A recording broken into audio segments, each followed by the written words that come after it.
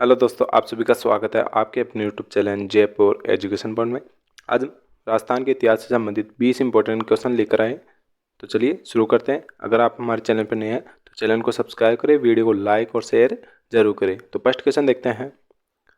First question है,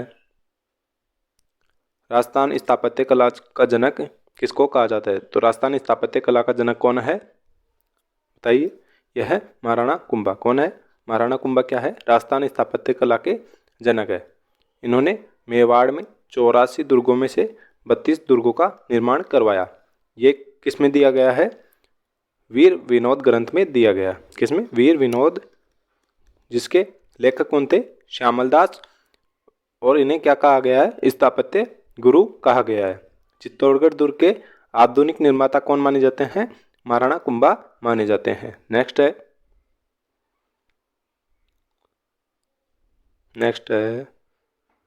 sir Thomas Roe ने अपना परिचय जहांगीर को कहाँ दिया था? तो सर टॉमस रो ने अपना परिचय जहांगीर को मैगजीन दुर्ग अजमेर में दिया था। किसमें? मैगजीन दुर्ग अजमेर में। कब दिया? 10 जनवरी 1616 ईस्वी में दिया। किसने? सर टॉमस रो ने। किने? जहांगीर को दिया था। नेक्स्ट है,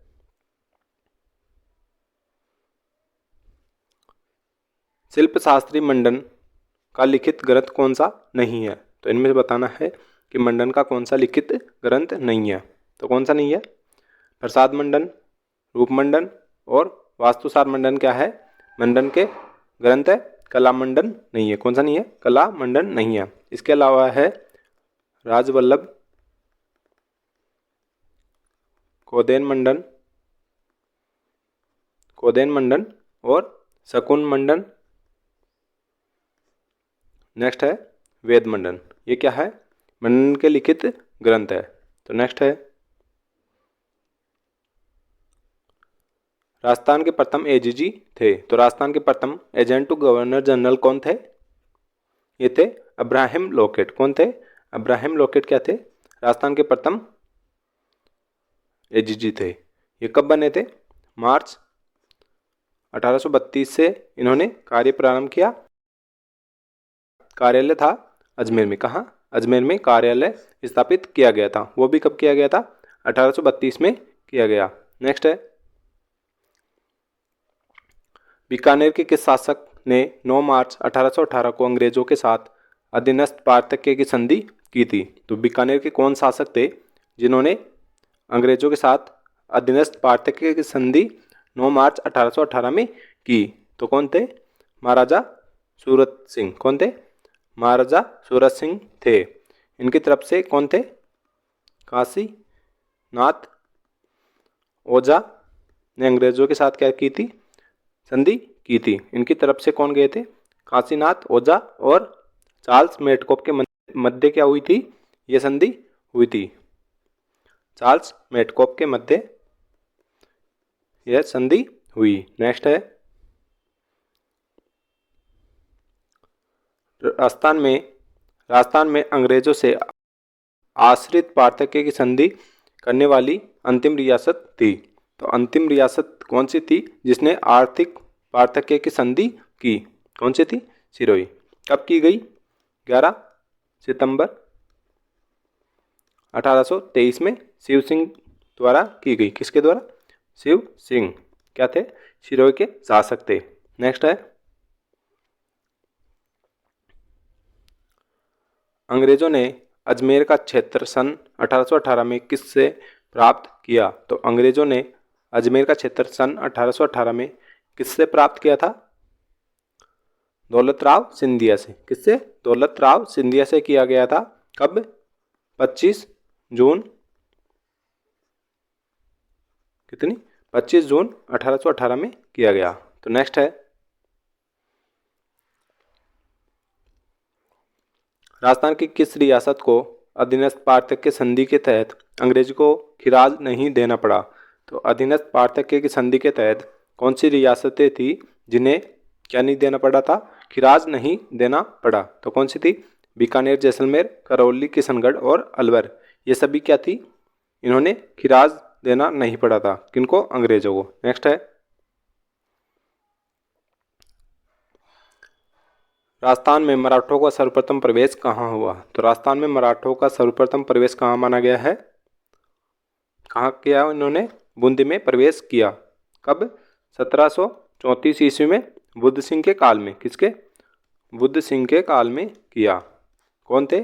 सरदार होलकर, मराठा सरदार होलकर और राणोजी। ये क्या थे?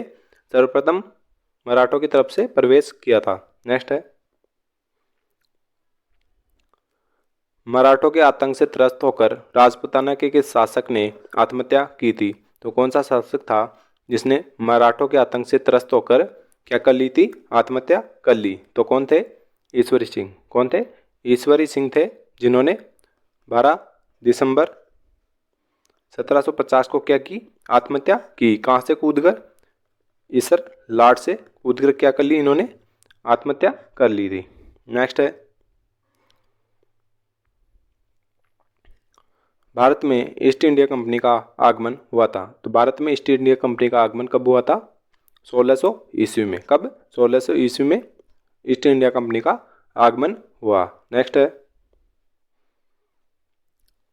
सुरक्षा घेरे की नीति पॉलिसी ऑफ रिंग फेंस का प्रतिपादन किसने किया?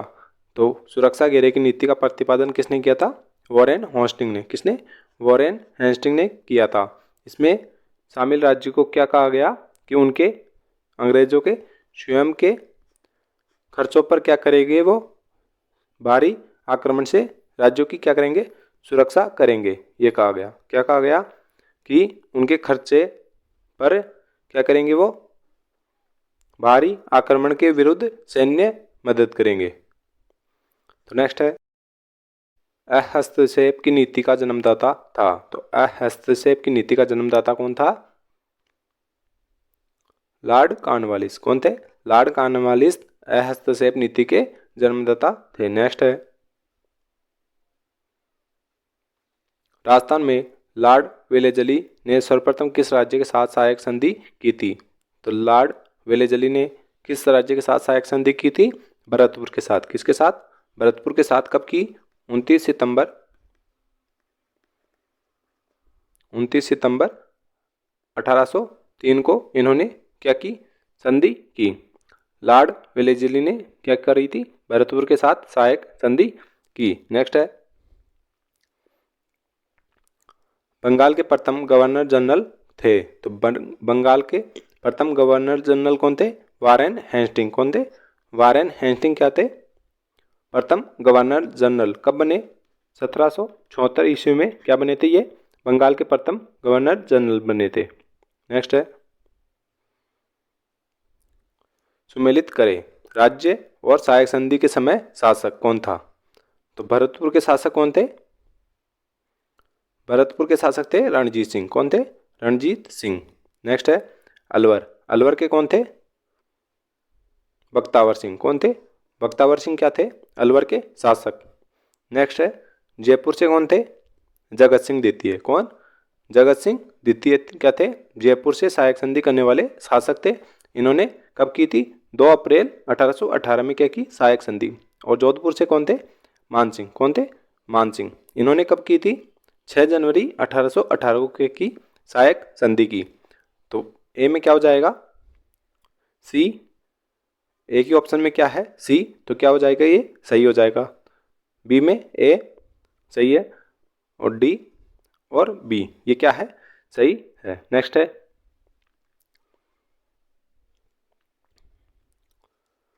सुरजी अर्जन गांव की संधि कब की गई? तो सुरजी अर्जन गांव की संधि कब की गई? 30 सितंबर कब? 30 दिसंबर 1803 को की गई। किसने? जनरल लेक ने किससे की? दौलतराव सिंधिया से। किससे? दौलतराव सिंधिया। सिंधिया से क्या की थी इन्होंने? संधि की थी। लासवाड़ी के युद्ध में अंग्रेजों से पराजित कौन हुए थे? दौलतराव सिंधिया। इस युद्ध के बाद इन्होंने क्या की थी? संधि की। कब? 30 दिसंबर 1803 को अंग्रेजों के साथ संधि की। अंग्रेज जनरल कौन थे? लेक। तो नेक्स्ट है, अधीनस्थ पार्थक्य की नीति का परिवर्तन किस गवर्नर जनरल ने किया? तो अधीनस्थ पार्थक्य संधि का परिवर्तन किस जनरल ने किया? किसने किया? Lord Hastings. कौन? लॉर्ड हेस्टिंग ने किया था। किसका? अधीनस्थ पार्थक्य नीति का परिवर्तन। नेक्स्ट है, राजस्थान में हेस्टिंग की अधीनस्थ पार्थक्य की नीति के तहत सर्वप्रथम किस रियासत के साथ संधि की गई? तो हेस्टिंग की कौन सी अधीनस्थ पार्थक्य की नीति के तहत कौन सी रियासत ने सर्वप्रथम क्या किया? अंग्रेजों के साथ संधि की। तो कौन सी थी? ये थी करौली रियासत। किसने? करौली रियासत ने। कब की? 9 नवंबर 1817 में ये संधि की गई। किसके द्वारा? करौली रियासत के द्वारा। नेक्स्ट है, अधीनस्थ पार्थक्य की नीति के तहत की गई संधियों की शर्तें निम्न में से कौन सी थी? तो अधीनस्थ पार्थक्य की नीति के तहत की गई संधियों की शर्तें कौन सी थी? अंग्रेज राज्य की बाह्य आक्रमण से क्या करना? सुरक्षा करेंगे। अंग्रेज राज्य की बाह्य आक्रमण से क्या करेंगे? सुरक्षा। प्रत्येक राज्य में एक अंग्रेज पॉलिटिकल एजेंट रखा जाएगा। तो प्रत्येक राज्य में क्या रखा जाएगा? एक पॉलिटिकल एजेंट रखा जाएगा। तो ये क्या है? ये भी सही है। राजपूत राजाओं का वंशानुगत राज्याधिकार बना रहेगा। क्या रहेगा? राज्याधिकार बना रहेगा। तो ये भी क्या थी? अधीनस्थ पार्थक्य संधि के तहत शर्तें थी। तो ये क्या है? सभी शर्तें थी। तो मिलते हैं नेक्स्ट वीडियो में। तब तक के लिए धन्यवाद। वीडियो को लाइक करें, शेयर करें और चैनल को सब्सक्राइब जरूर करें।